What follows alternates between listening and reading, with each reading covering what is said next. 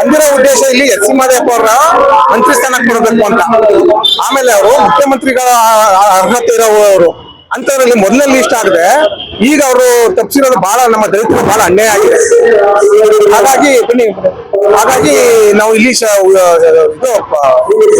ಪ್ರತಿಭಟನೆ ನಡೆಸ್ತಾ ಇದ್ದೀವಿ.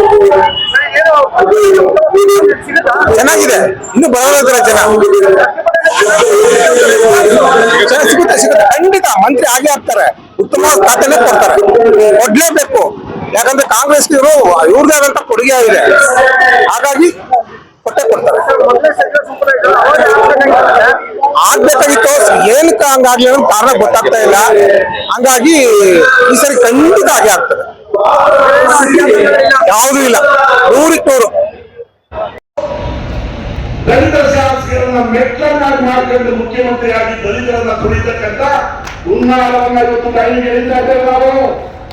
ಸಿದ್ದರಾಮಯ್ಯ ಅವರೇ, ನಿಮ್ಮ ಜೊತೆ ಹೊರಗೆ ಬಂಧನಾಗಿದ್ದಂತ, ನಿಮ್ಮನ್ನೇ ನಂಬಿದ್ದಂತ ಮಹಾದೇವಪ್ಪ ಅವರು ಈ ಮೋಸ ಆದಾಗ ನಾನು ಕಾಂಗ್ರೆಸ್ ಪಕ್ಷ ತೊರೆದು ಮಹಿಳಾ ಪಕ್ಷವನ್ನ ಮತ್ತೆ ರಾಜ್ಯದಲ್ಲಿ ಕಟ್ತೀನಿ ಅಂತ ಹೇಳ್ಬೇಕಾಗಿತ್ತು.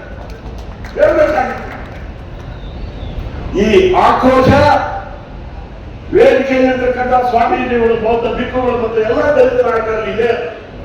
ಕೆಲವರು ಬರಕ್ಕಾಗಿಲ್ಲ, ಗೊತ್ತು ಏನು ಬಂದಾಗ ಬಂದಿಲ್ಲ, ಯಾವ ಕಾರಣಕ್ಕಾಗಿ ಬಂದಿಲ್ಲ ಅಂತ ಗೊತ್ತು. ಸಿದ್ದರಾಮಯ್ಯ ಅವರು ತಮ್ಗೇನಾದ್ರು ಮಾಡ್ಬೋದು ಅಂತ ಆಸೆ ಆಕಾಂಕ್ಷಿಸಿದಂತ ಕೆಲವರು ಬಂದಿಲ್ಲ.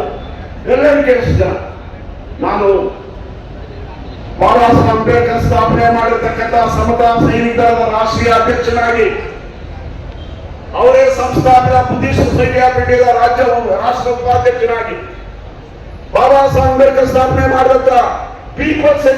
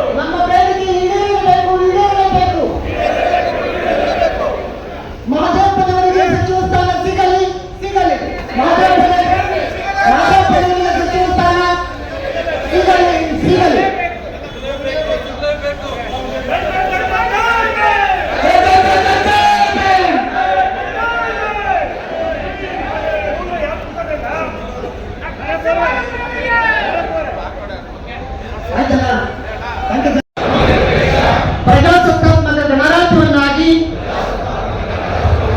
ರೂಪಿಸುವುದಕ್ಕಾಗಿ ಭಾರತದ ಎಲ್ಲ ಪ್ರಜೆಗಳಿಗೆ ಸಾಮಾಜಿಕ ಆರ್ಥಿಕ ಮತ್ತು ರಾಜಕೀಯ ನ್ಯಾಯವನ್ನು ವಿಚಾರ ಅಭಿವ್ಯಕ್ತಿ ನಂಬಿಕೆ ಧರ್ಮ ಮತ್ತು ಉಪಾಸನೆಯ ಸ್ವಾತಂತ್ರ್ಯವನ್ನು ಸ್ಥಾನಮಾನ ಮತ್ತು ಅವಕಾಶಗಳ ಸಮಾನತೆಯನ್ನು ದೊರೆಯುವಂತೆ ಮಾಡುವುದಕ್ಕಾಗಿ ವ್ಯಕ್ತಿ ಗೌರವ ದೇಶದ ಏಕತೆ ಮತ್ತು ಸಮಗ್ರತೆಗಾಗಿ ಎಲ್ಲರಲ್ಲಿ ಭ್ರಾತೃತ್ವ ಭಾವನೆಯನ್ನು ಮೂಡಿಸುವುದಕ್ಕಾಗಿ